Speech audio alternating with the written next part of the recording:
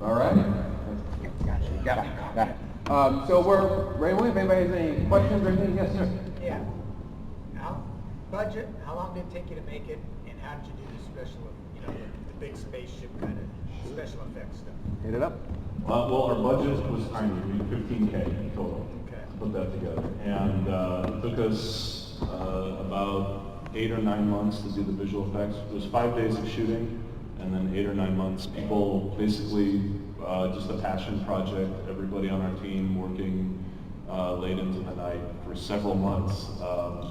And the spaceship and all that, that's all CG models that we constructed. The Argo, the big ship that they live in, took about 6 months to model, texture, render, and get to the state that you see it. All said so. CG, right? Yeah. Sorry. All CG. Yeah, That's all correct. CG. All CG. No model. No, yeah, we had no miniature work. We didn't have a budget for miniature work, so we just relied on really talented artists who contributed a lot of blood, sweat, and tears. We shot, we did physical production December of 2010, and we released February 21st of 2012. So that was a bit of a labor of love. So. Yeah. Yes. What other space films did you guys draw inspiration in terms of like the grandiosity and the scope of that series? That's totally you, Go right ahead. Well, yeah, 2001, I think. I mean, even when we were walking the floor, we go, that looks like 2001. And it was like, yeah, sure. I don't think you can get much better than that. And just very sci-fi. I was a big fan of a film called Moon. I don't know if you guys have seen Moon, Sam Rockwell. It's a wonderful, wonderful film. And then also just inside, and I'm a movie nut too, so in just the scope and size, I look to David Lean, like Lawrence of Arabia, where in this case the desert and space, just these vast empty spaces and people dealing with just all of that. How about you, Stan? Yeah, I those are definitely on my list for sure. Honestly, a lot of it too just comes from books and science fiction books that haven't really seen the light of day in production, because as you can kind of tell, it's a lot harder sci-fi, and there aren't too many examples of really hard sci-fi out there in Hollywood, and we thought that should change, and so yeah, there's a big Rendezvous with Rama is definitely a big inspiration. Even games like The Dig, from LucasArts, like back in the day. A lot of like Stanley Robinson stuff, that sort of stuff. So that's kind of the pool of inspiration. Absolutely. Anybody? Yes. What's your next step in regards to, do you want to do something beyond with this particular project? Or? Yeah. Absolutely. I mean, that was the plan. We've been in touch with people who can offer us much bigger budgets than $50,000, and a lot shorter turnaround than a year and a half an episode. So yeah, we've been looking to go that route. As you can see, it was a labor of love, and it was fantastic. But at this rate, we would finish the stories we have written out. Yeah, exactly. The time will come and gone. In L5 terms, we'd be screwed. We hope to keep it on in one capacity or another. There have been talks of television. There have been talks of continuing it on streaming media and internet and all that sort of stuff. So we're here and we're in it for the long haul, and we're going to try to get you the entire story.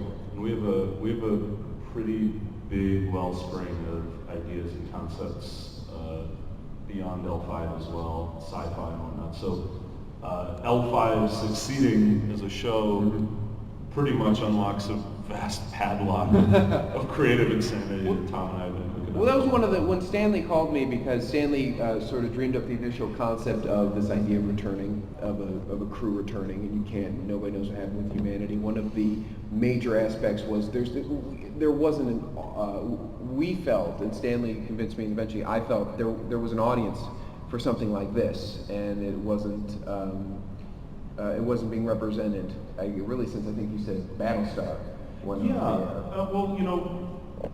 I think what happened is a lot of shows out there are really, really good, for a while, like Lost or like Battlestar, and then they have unsatisfactory endings that kind of stray away from the sci-fi roots and go into some weird speculative territory. And I think that what we decided was we're going to take the role of historians and pretend that we're several years after the events of the story that we're telling, of the sci-fi story, and we're going to research it, and we're going to think about it, and we're going to put a lot of, we worked with consultants from NASA, we worked with lots of different, people from different walks of life and academic backgrounds to give us a really good foundation for developing not just this episode, but for the rest of the season. Let me say something about that. Absolutely. I just wanted to mention something real quick about the scientific veracity of the show. One of the first places we ever were able to show this outside of the internet was at MarsCon in Minneapolis, which if you don't know is a kind of hard science con run by the Mars Society. These are serious space nerds. And we basically got inundated with people with lots of alphabet behind their name who were so happy they were jumping from foot to foot, going, "You made a show that's real, you made a show that's real, you made a show that's real." It's like, seriously. So the fact that we're able to show this to the scientific community as a sci-fi and them buy into it, I think shows the dedication that we had to keeping it as a hard sci-fi. And just to point out, what the satisfaction of knowing that you satisfied the really esoteric academic people while still getting 1.7 million downloads, and just people in general just wanting to watch this and pass it along. That's something that Tom and I as creators strive for, is that we want to be sure that what we're making is fully fleshed out in the ideation from top to bottom, so that it's a good story, it's engaging, it's interesting, whoever you are. And if you're the sort of person that wants to take an interest in the details of the story, in the nuance, in the foundations, or the world really, that you'll have plenty to play with, and that you won't be shortchanged if you're academically inclined. Mm-hmm.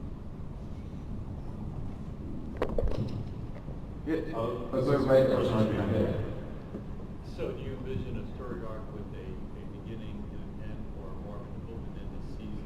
Oh no, we haven't ended.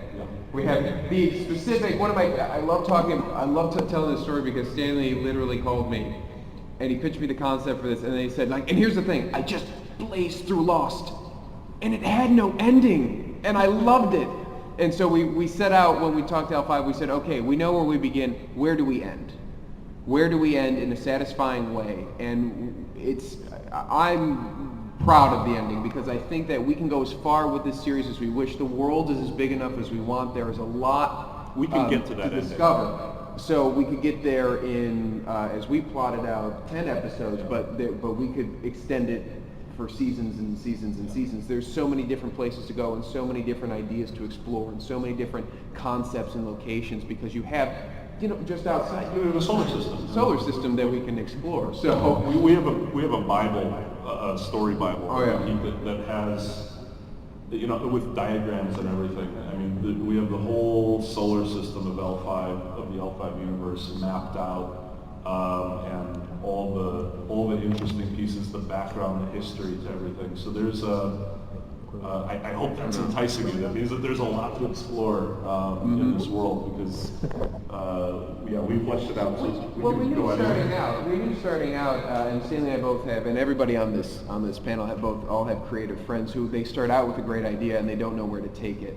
And that's always the question. Well, okay, where do you see this ending up ultimately? And there always seems to be this rush to try to figure out something, and it's never as satisfactory. So we wanted to go in full steam ahead and just have it all out, but also give ourselves enough flexibility to take the story as far as we want it. So there is an ending to the episode you saw right now. Every question is answered.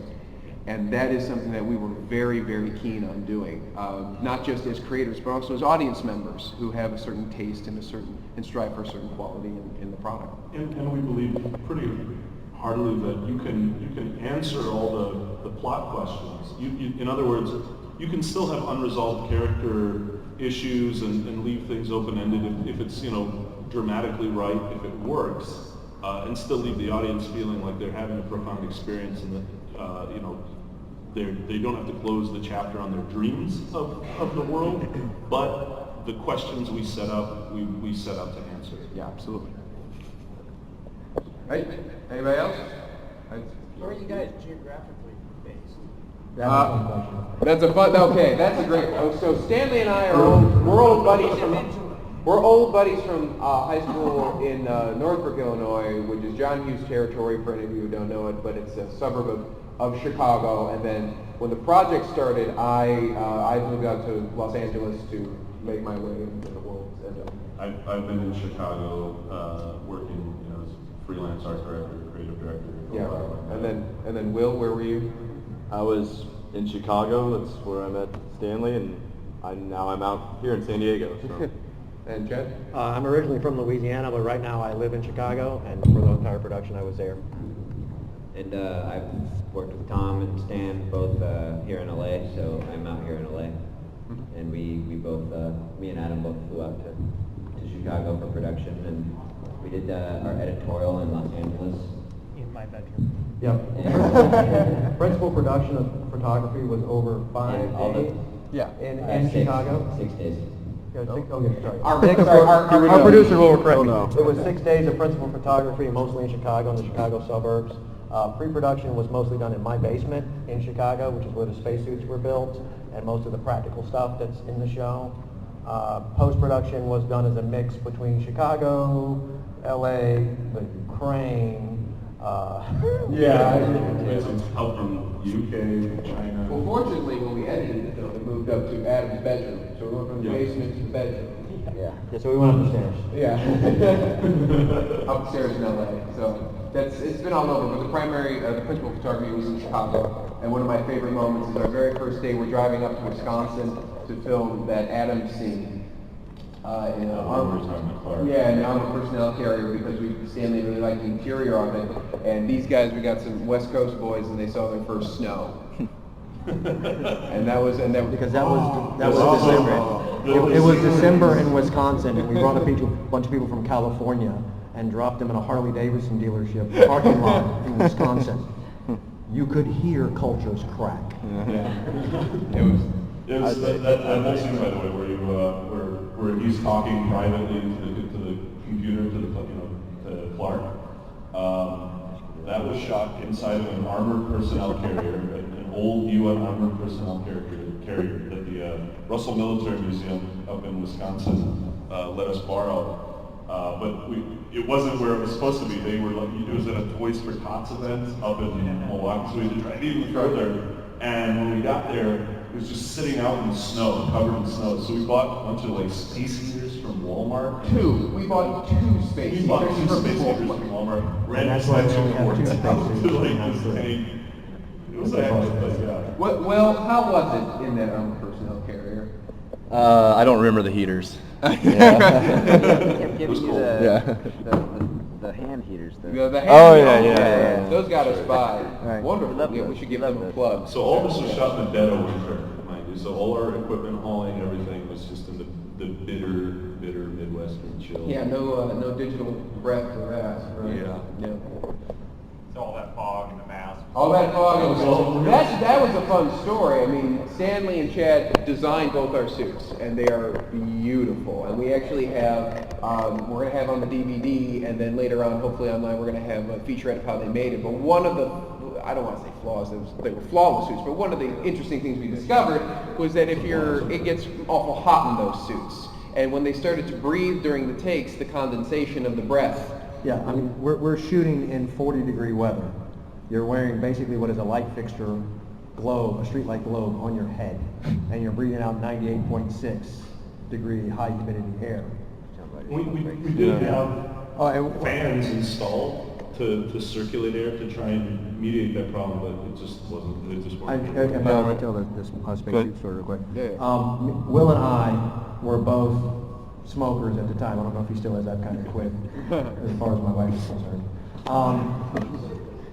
And you can't smoke anywhere inside in the world anymore, so we had to go outside to smoke, even on the locations we were. So this is a 65-pound spacesuit. It takes 4 people to put me in. How do you think this went? I popped a helmet off, and the 2 of us are standing in spacesuits in the snow, in Chicago, on the wrong side of It's on town, the south side. having a smoke break. Needless to say, we caused nearly 2 wrecks on the interstate, and the UPS man drove up to make a delivery and would not get out of his truck until we left. Because all he sees is 2 guys in 65-pound spacesuits going, "You're smoking." And he's like, "Is there a zombie outbreak?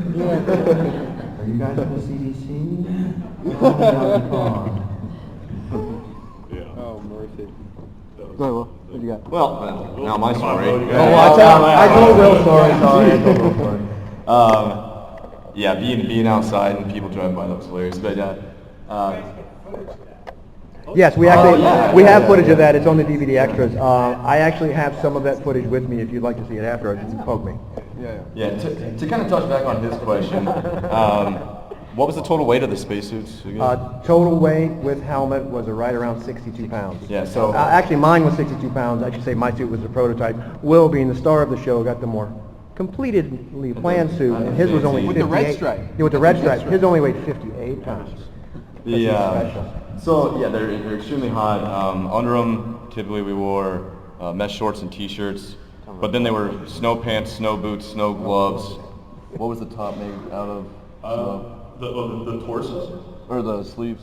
Oh, Yeah, Anyway, it was really, really hot. It was really hot. In between, while we're waiting for Stanley to say action, we have our mouths breathing down into the actual suits, so we're not to steam up the helmets, so you can actually see us inside the thing. So Yeah, there was a small seam about 1/4 of an inch wide you could swarm your head around into and breathe down onto your chest rather than out into the helmet.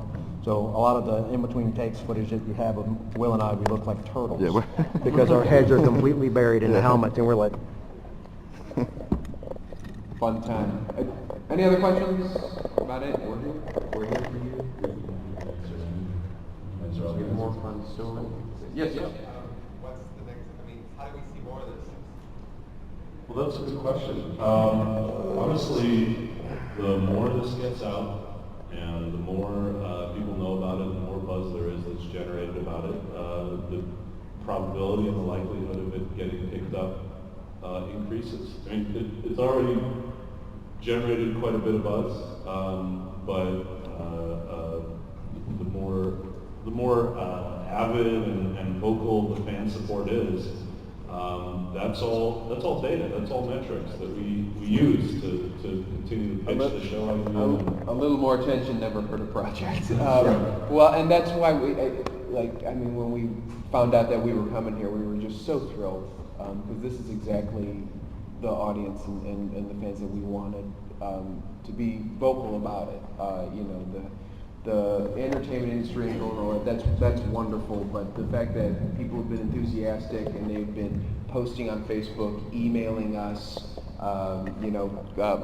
Chad's Encounters at MarsCon, we did C2E2 in Chicago, that's really been something. So the more the word gets out and the more people are vocal and say, this is what we want to see, we want more of this, and then that opens up the avenues for us, and we'll be ready, because there's plenty more story to tell. Hey Tom, can I ask a question? Get picked up by somebody big, or you going back to crowdfunding again, or? Well, we would love to go crowdfunding again, but we realize that crowdfunding is really great for seeding a project and getting a budget to bootstrap a project. But it's as yet we just haven't been able to figure out a way to make it a sustainable way. So if we can do the hybrid thing, and get get projects bootstrapped like this, and then get them picked up the conventional means. I mean, there are models out there, and there's ways to do it, and we're open to anything if it works. Let me touch on that 1 second. We could continue the crowdsourcing model, and we have discussed it, and it's possible. But like we discussed earlier, it will be 2025 before episode 3 comes out. So if you want it in a timely manner, then we're going to have to do something besides direct crowdsourcing the funds, I think is what we all... And it's also it's very management intensive to do crowdsourcing. It's a wonderful thing, and we were exposed to some just really wonderful outreach and connection to the fans through it. But as you can see, I mean, this constitutes about 60% of our team right here. So And the other, we have other out in the audience here still. yeah, and there's a few other people here as well. But you know, managing you know, campaigns and sending, because you send out 100 emails a day, and you know, you have to keep track of donor, you know, rewards and all this sort of thing, and Postings, all that. right, and we like to do that. It's just it's you know, kind of an either or thing. You know, you go, okay, we can do that, you know, or we can work on post or eat, but we can't do all three or even two. So it's a very challenging kind of thing. Yeah. Yeah, absolutely. But we're trying, so we'll get it there. You mentioned a couple times that DVDs must be. Is there a DVD or something right now that we can find to help support the project? Oddly enough. Well, we do still have a Voto page up. So voto.net/L5, if you go there. You can download a full episode or stream it for $5. Let me take that real quick. We are distributing online through a group called Voto, which is Video on Demand Online. What the model is if you have a torrent client, and I'm sure no one in this room has ever used a BitTorrent client to illegally download anything on the internet, right? So go to Wikipedia and read about how it's done. It's fairly simple. You get a BitTorrent client, you go to this site, and you're able to download the high-res file. It's 800, it's several gigs, or several megs of data. It's a pretty big file. You're able to download it directly on your computer and own it, and we're giving it away with a free license. It's a legal download. No one will come after you. We're not asking for anything for it, but if you donate, then you get to see other stuff. We do have DVDs with extras. We have several. The episode is 27 minutes, and I believe we have about an hour and a half of extra features behind the scenes, featurettes on all the main characters, on the construction of the spacesuits, how we went from drawings to actual functioning spacesuits, on the ship, on the colony, on the world, everything. Now, to kind of segue into that, I wanted to ask you, the audience, a question, if you guys don't mind. You okay with that? They seem okay with it. Because if you're going to throw something at me, go ahead. Was there anything that you saw in this that made you think we weren't trying hard enough? It's not a hard enough issue. There was, I mean, just since you asked. Yeah, How to. Why did you open I might get in trouble for this later. God. But I'm the guy who does here. I asked. It was awesome, and you guys were all great. So there's the positive praise. Right. Now for the constructive coaching. It seemed, like there were some scenes where there's a little bit too much lightness. You know, like there wasn't enough distinguish. You know, like it just sort of whited out a bit. Sure. And then you had the CG, there was some variation. I mean, it was, I'm looking at this like, wow, I mean, it's unbelievable how these guys can create this much, given the budget. It's phenomenal. The interior of the place, some of that stuff, it looked like when you were looking at the guys in their spacesuits, you could have maybe added a little bit more background behind them. If you get, there was... I get what you're saying, yeah. Well, I would have gladly done that, but I it's need not to like you sleep. say that. Yeah, No, I agree Like completely. if you guys wanted to spend even more time than you already have spent. No, absolutely. Well, suffice it to say that that's a question pointed at me, because I did something like 70% of the visual effects on this. It was a lot of. I agree. There is probably a vast ocean of things that no one here noticed that make me cringe every time I watch this. But And it's the space with all, lines and Right. all that sort of stuff. Let's try to get some people in here. Yes, sir. Yeah, kind of a general question about the crowdfunding and getting funding for the next episode and things like that. I've been attending a lot of panels that have been talking about that. The Space Command panel that had a huge raise, and it just seems to me if you've got 1.7 million downloads or views on YouTube, if you could monetize 5% of those at $2.99, you're talking about $250,000. I mean, am I... Right. No, your math is right on that. Yeah. Through the Voto, because it's a volunteer download, because we didn't require you to pay to watch it, and we asked you for downloads. With the number of downloads versus the money we raised on Voto, our average was 0.7 cents per download. But what I find touching and impressive is 90% of the people who downloaded it didn't donate, because the internet takes stuff for free and expects that. But the people who did donate donated on average about $68. Wow. So most of our donors were in the $50 to $150 range. Yeah. So again, if 95% of the internet takes it for free, but 2% goes, this is worth money, and throws dinner and a movie at me, I'm pleased. We would love to monetize it at that level, but that's really not something that's available at a crowdsourcing level at this time. It's a very tricky environment to navigate. I want to take your question real quick, but I want to just point out one little cool bit of data. For those of you who know how BitTorrent works, you have leechers and you have seeders. And seeders are people who keep the file on their computer and let other people download from their computer. At the release of the Hunger Games on Easy TV, which is a fairly big portal for this, Hunger Games had 130 seeders, meaning people who were actively allowing others to download from their computer. We had, at the same time, around 130,000 seeders. So that's, what is that? That's 1,000. 138 something Yeah. thousand seeders, while the Hunger Game had 130. Okay. So we had, the fans that took us definitely tried to spread it. We actually spread like a virus, a lot more like a computer virus than we did. Doing just fine. Yes, you had a question, sir. Back to the criticism that you posed. There was a part where they were pinned under that girder. They were talking back and forth. It might have been because of how much my computer they were saying. We couldn't either when we were shooting them. No. Oh, that's a fun story. That was another fun, tricky story. And trust me, again, like Stanley said, we're trying to sleep, we're trying to get by, and I don't want to throw excuses at you guys, but that is something that if and when we will, when we will go back and ADR and take all of that. But one of the interesting aspects is that these guys could not hear each other because they had their helmets on, and the rigs we'd set up, I don't know if there was even a... They had lav mics inside. So when they were rehearsing the scene, they were screaming at each other, and it was up to me to go, guys, yeah, we as actors, you guys have to hear each other. You have a comm so that you can talk naturally. And they're like, what? Wait, huh?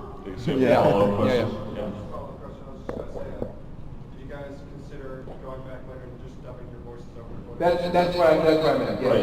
In the time management, the time crunch, that was something we've been trying to get in and fix. Just so you have an idea, what we set out to do in a very real sense was to go, okay, we have a 10K, how absolutely far can we go on 10K? We've had multiple visual effects industry veterans, people from ILM who spent 10 years in ILM, for example, tell us that what we accomplished on 10K, 15K was tantamount to a miracle based on the costs associated with normally achieving these sorts of things. And because of that, as Tom said, we had a massive time crunch.